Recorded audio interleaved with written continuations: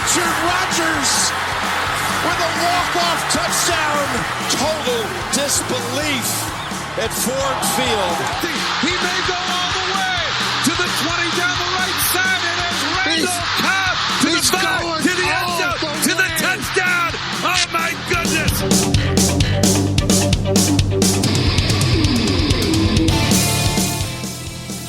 Welcome, everyone, to the Green and Golden Boys Packers podcast, a podcast for Packer fans screaming at their TVs, just run the ball! I am your host, Charles. Run the damn ball. I'm your host, Charles, and with me, as always, is Marcus. Marcus, how are you doing? I'm okay. I mean, we're recording on Thursday. We're a little bit late. We're going to do a dual episode today, so we're going to recap the Giants game and then get into the preview for the Jets game, but yeah, I mean, I don't know. A lot of us don't really know what to think. I mean, you're averaging 5 yards a carry, and then on 3rd and 2 and 4th and 2, you want to run the ball when you've got Aaron Jones and A.J. Dillon. I don't know what to make of that. I think we saw on that last call, or the second to last call of that series to possibly tie the game, you could see Matt LaFleur mouth something to Aaron Rodgers like that close, like you want to pass that close. Mm-hmm. Yeah, I don't know. I don't know what I don't know why you run the play that they ran. Yeah, I don't know. I think obviously we're very disappointed. In most games, there are so many things that lead to that last play that you're the most upset about, and I just feel like there are so many other bigger issues with that game than that last play call. But before we move on from that, I'm one of those Packer fans where I was like, clearly the Giants are lining up for the run on 3rd and 2. Good thing we have one of the two best running backs in the league right now, because the whole argument is, you always take what the defense gives you, throw the ball against a run defense. For 2 yards, when you got freaking A.J. Dillon and Aaron Jones, I say, who cares? Everyone should know you're running, and we should still, if we're going to be a playoff team that goes deep, we should still be able to pick up 2 yards. And then, and at least one of those runs, specifically 3rd down. 4th down, I'm okay getting more creative, but 2 passes in a row, it's frustrating. But before we judge them too much, did you know, and I'm sure you had an idea of this, but there are 20 teams in front of us that pass the ball more than we do as a percentage.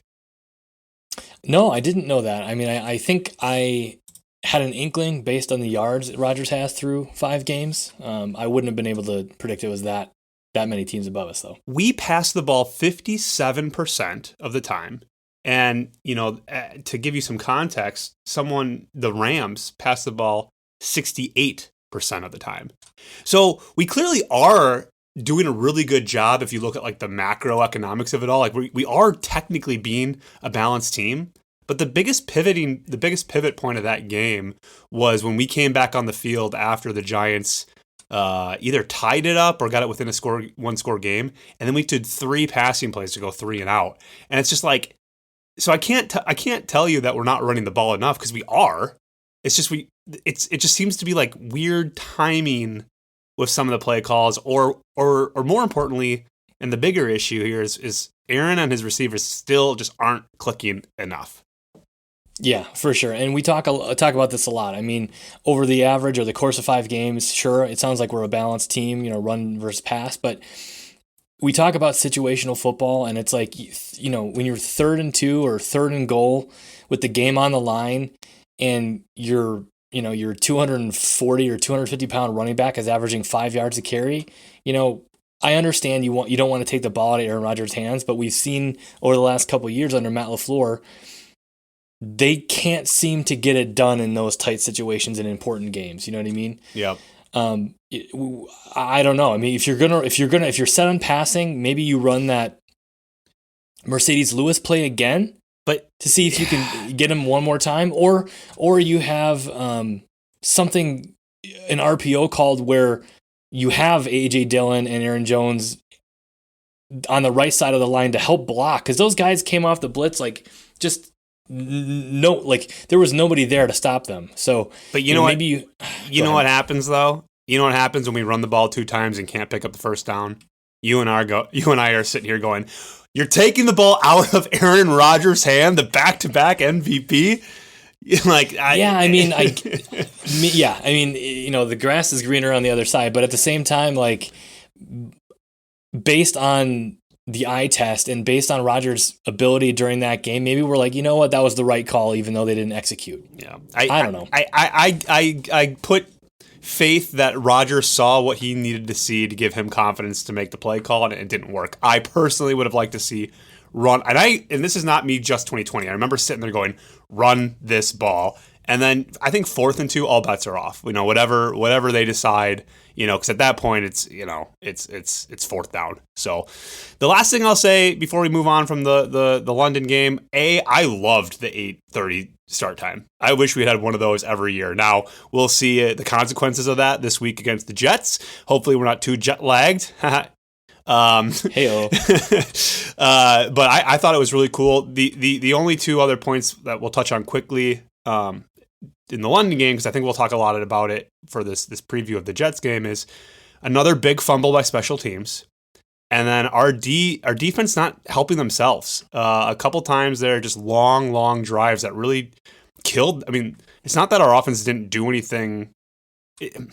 Half the reasons why our offense didn't do anything on the second half of the game was because they weren't on the field.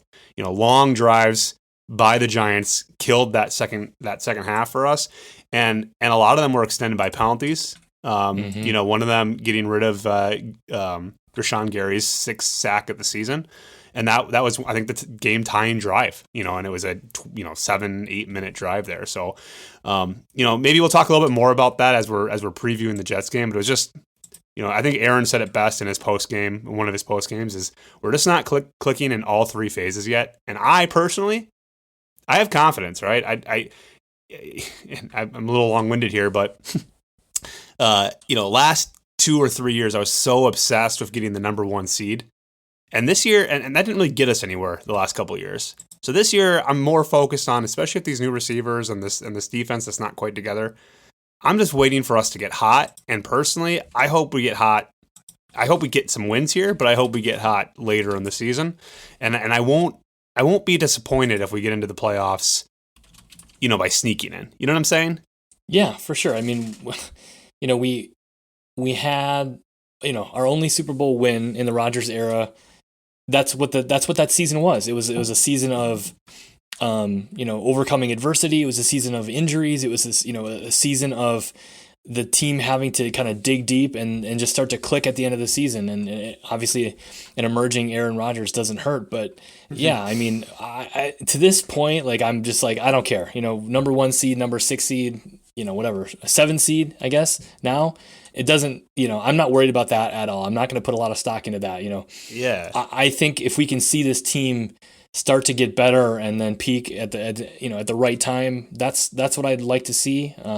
So yeah, I mean, but unfortunately, fortunately and unfortunately, that means we have to at least win the games that we need, that we have to win to be in a position to even make the playoffs. Right. And that game's coming up, this week against the New York Jets, at noon game, home game after going to London, and we got to win, right? Like, I'm okay if we lose to the Bills in a couple weeks. I'm not okay if we lose to the Jets. I think it's getting close to hitting the panic button if we do lose, and unfortunately, it's coming right after a tough loss in London. So, I guess where would you like to start? Offense or defense? What do you find? What do you think is the most important thing to make sure we just get away with a win, whether it's pretty or ugly? What do we got to do this week?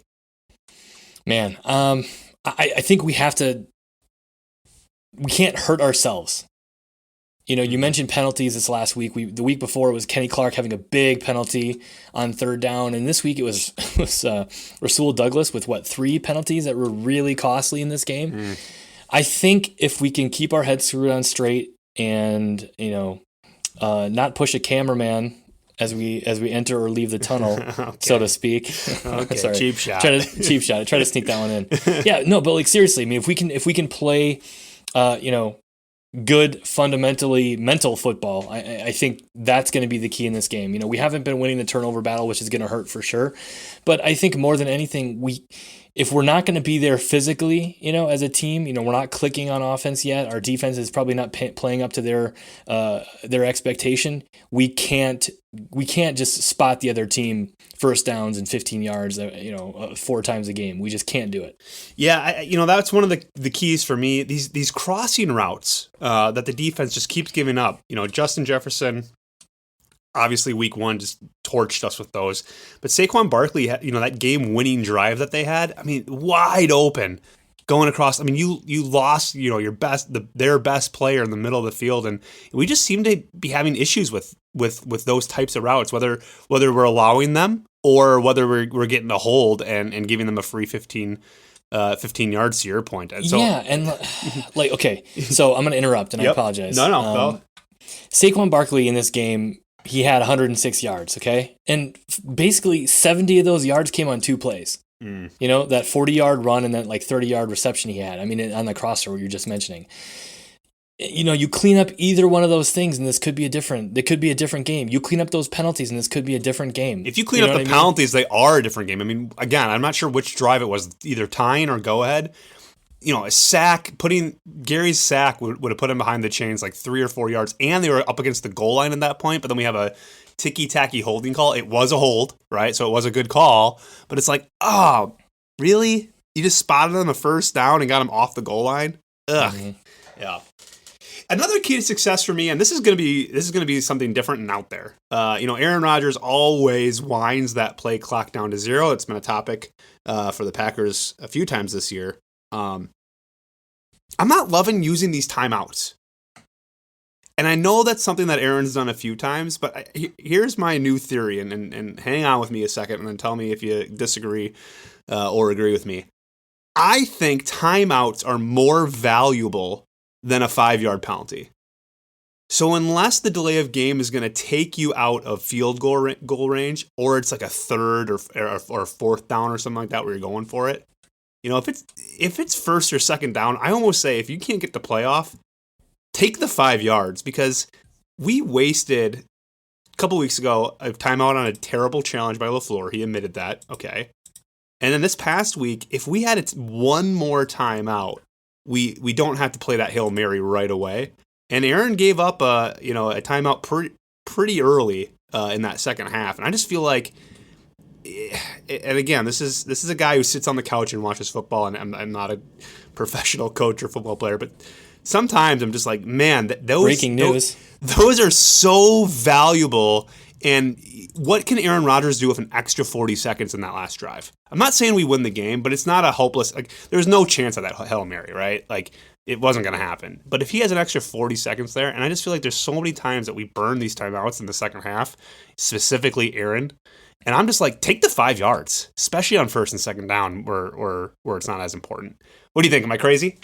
If it's 1st down, I guess I understand. Maybe that could make sense. First and 10 becomes 1st and 15. But yeah, I disagree if it's 2nd down.